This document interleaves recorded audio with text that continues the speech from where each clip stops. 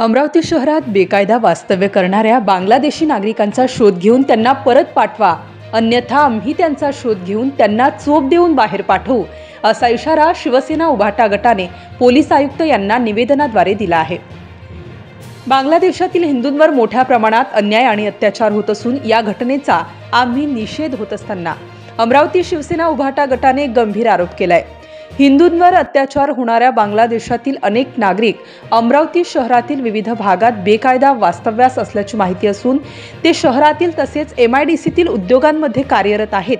येत्या 8 दिवसात या संदर्भात कारवाई न झाल्यास आम्ही सर्व शिवसैनिक शिवसेना स्टाईलने बांगलादेशी नागरिकांना शोधून त्यांचा समाचार घेऊ, असा इशारा या निवेदनामार्फत देण्यात आला आहे।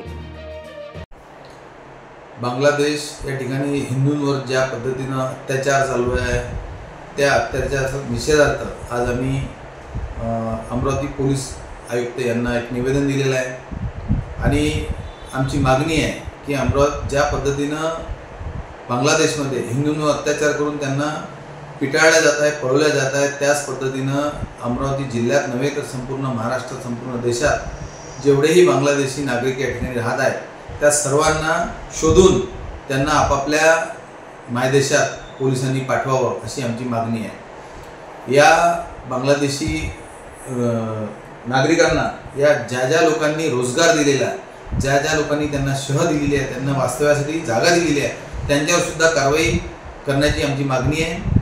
आणि जर पोलीस आयुक्तांकडून ही कारवाई झाली नाही तर येणाऱ्या 8 दिवसाचा आम्ही अल्टिमेटम दिलेला आहे। आम्ही आमच्या पद्धतीने त्यांना शोधू आणि शिवसेना स्टाईलने त्यांना त्यांच्या गावी परत पाठवू।